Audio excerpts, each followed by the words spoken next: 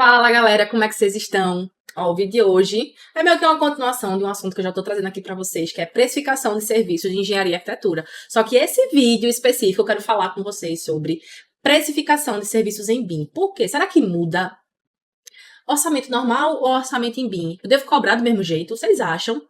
Antes de eu falar, eu quero ver os comentários de vocês. Vocês acham que uma precificação de serviços de um projeto tradicional, ali, 2D, eu devo cobrar do mesmo jeito que um orçamento em BIM, de um projeto em BIM? Me contem aqui nos comentários. Enquanto vocês comentam, eu quero já falar para vocês se inscreverem no canal. Por quê? Esse canal aqui é ouro, viu, gente? Conteúdo pancada e também, não sei se você já reparou, mas aqui nesse canal do YouTube tem cursos gratuitos, tá? É loucura, curso gratuito mesmo, liberado aí para vocês aprenderem um pouquinho comigo. E também vou deixar aqui na descrição minhas redes sociais, que é onde eu compartilho conteúdo todos os dias. No Instagram é mais o meu dia a dia ali de orçamentista, de empresária, de professora.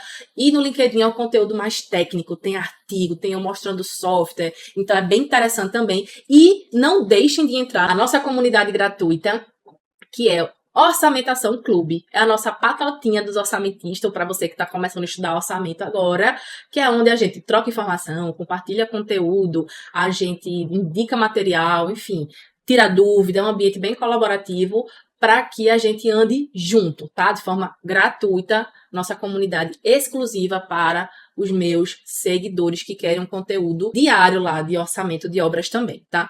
Então vamos falar sobre precificação de serviços em BIM. Eu fiz já um vídeo falando sobre precificação no geral. Eu acho importante você assistir.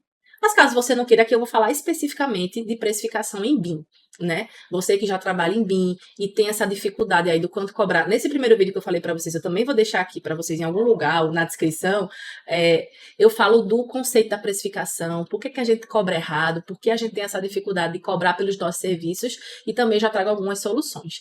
Quando a gente fala de BIM, o que é que eu tenho visto no mercado, não só eu, como alguns outros colegas também, tem profissionais que fazem os dois extremos. Então, tem o pessoal que, eu vou cobrar mais caro só porque é em BIM e não sabe exatamente o que é que ele está cobrando, quanto que ele bota mais. Ele só dá um chute assim e faz uma oração e manda a proposta para o cliente.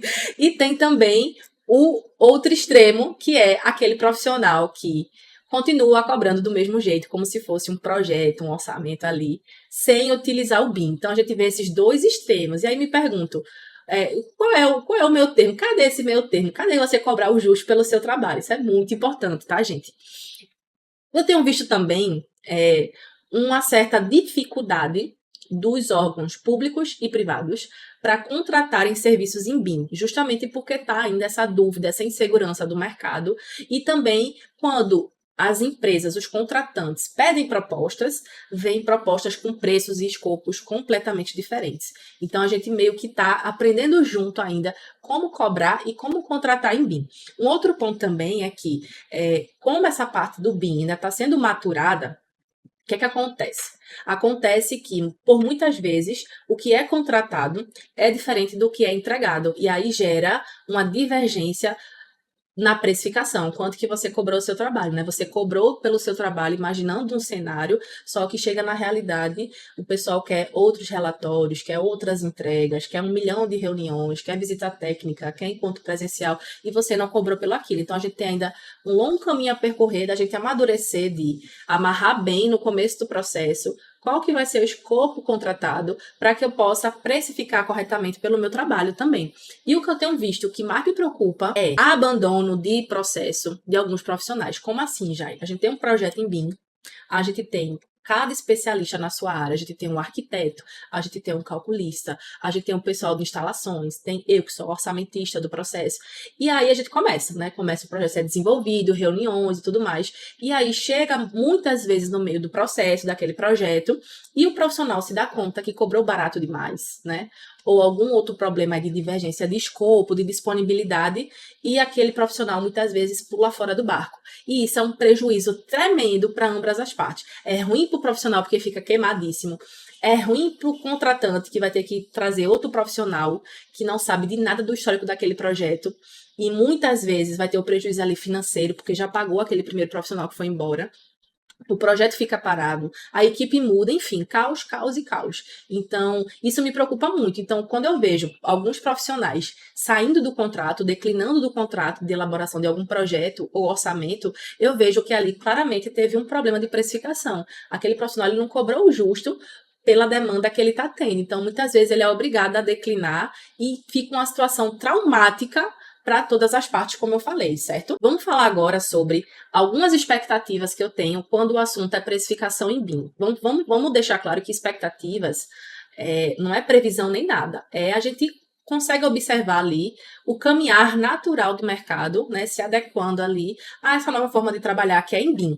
Então, a gente entende que, à medida que o processo for amadurecendo, vão ser criados cadernos, guias, banco de informações para ajudar esses profissionais a precificar melhor, a cobrar melhor pelo seu trabalho. Então, é natural que surjam aí guias, normas, documentos que nos ajudem a cobrar, certo? Um outro ponto também é que, com a repetição dos projetos, né, com o amadurecimento do próprio mercado, os contratantes amadureçam a forma de contratar e os profissionais amadureçam a forma de cobrar também, com aquele ciclo do aprendizado por repetição, erro e acerto. Então, você vai ali melhorando, lapidando a sua forma de cobrar pelo seu trabalho, de acordo com o que você vai fechando o contrato, vivenciando essas experiências e trazendo essa melhoria contínua para o processo. Outro ponto também é que os próprios contratantes, construtoras, incorporadoras, órgãos públicos, eles vão ter mais consciência de que não adianta pegar o profissional mais barato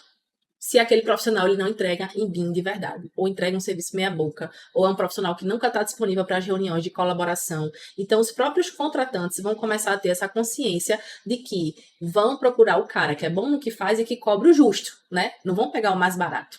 Um outro ponto também é que com a nova lei de licitações, a 14133, a gente tenha mais licitações de projetos e orçamentos em BIM. Então, a gente tem aí referências, dados históricos, que a gente possa consultar para a gente ter uma base de precificação de serviços em BIM. E outro ponto também é que o BIM ele vai ser mais normalizado, não vai ser uma novidade, não vai ser tanto um diferencial. É como todo mundo hoje trabalha em AutoCAD, né? Mas já teve uma época que AutoCAD era super novidade. Então, eu creio que naquela época, profissionais que mexiam em CAD, né, que ali era raro, a grande parte estava na prancheta ainda, cobravam mais, né? Até pela instalação do software, tinha um custo de software e tudo mais. Então, à medida que o CAD vira uma coisa normal, não tem diferenciação de precificação, né? Tudo uma forma só de trabalhar. Então, acredito que com a normalização, né, a uniformização do BIM como um todo, né, o nivelamento aí dos profissionais, não vai ter mais essa diferenciação de, é em BIM, não é em BIM, não importa, eu vou estar te cobrando por um orçamento de obras, eu vou estar te cobrando por um projeto estrutural, por um projeto de incêndio, e assim sucessivamente, certo? E aí, quando a gente fala de precificação em BIM, a gente tem que considerar algumas variáveis que é diferente. Aí, respondendo a minha pergunta lá do começo do vídeo, sim, a precificação em BIM muda. Mas não é porque o BIM é uma palavrinha mágica que deixa o seu serviço mais caro, não. Porque existem questões a serem consideradas nessa precificação, como, por exemplo, nível de detalhamento e informação. No BIM, a gente tem que inserir, principalmente projetistas, bem mais informações do que a gente inseriria num projeto em CAD. Então, isso demanda mais tempo, mais trabalho, mais conhecimento técnico, e isso precisa ser quantificado, né? Precisa ser precificado porque é hora produtiva, é hora de trabalho, precisa ser remunerado. Outro ponto também é a questão dos softwares. Então, quem trabalha com BIM tem um investimento ali anual em licenças de software, que geralmente são mais caras do que outros softwares. Então, isso precisa também ser remunerado, né? No primeiro vídeo que eu falei para vocês, eu falo de mapear seus custos fixos e variáveis, seus custos de produção. Quanto que você custa, quanto que sai do seu bolso para que você produza. Isso tudo tem que ser contabilizado também. Um outro ponto é BIM. A gente desenvolver um projeto em BIM tem um número bem maior de reuniões do que uma metodologia tradicional. Então, eu também falo isso lá no primeiro vídeo, que toda reunião, visita técnica, tudo que você desprende ali, sua hora produtiva, precisa ser remunerado. Então, você precisa ali considerar, num processo BIM, quanto ali, mais ou menos, você vai precisar estar disponível, vai precisar gastar hora, que a gente chama assim, né? Gastar hora com reuniões de colaboração e interoperabilidade. Outro ponto também, gente, Você que é um profissional que trabalha em BIM, você hoje é um profissional que tem diferenciação de mercado. Então, você não aprendeu o BIM num passo de mágica de um dia para o outro. Você precisou de capacitação, de treinamento, de palestras, de eventos. Tudo isso, você investiu na sua capacitação e precisa ser remunerado. Você é um profissional que tem maior valor de mercado, com toda certeza. E outro ponto também é que os entregáveis, o que a gente entrega no processo BIM, geralmente é diferente do que a gente entrega num processo normal. Então, quando eu falo de precificação, eu estou quantificando ali, eu estou medindo quanto que vai custar o meu trabalho, o que eu entrego. Então, se tem mudança na entrega e de escopo, também tem mudança de precificação, certo? Agora eu quero ouvir de vocês nos comentários, você que ficou até agora comigo nesse vídeo, quais são as suas dificuldades em precificar, em cobrar pelo seu serviço em BIM, se você tem diferenciado serviços em BIM ou não na sua forma de cobrar, como é que tem sido essa aceitação do mercado, me conta aí tua experiência e, claro, volto a falar, vamos entrar no grupo Orçamentação Clube, que é a nossa comunidade gratuita para a gente trocar muita informação sobre orçamento de obras e também não deixe de me acompanhar nas redes sociais e se inscrever aqui no canal. Um beijo e até a próxima!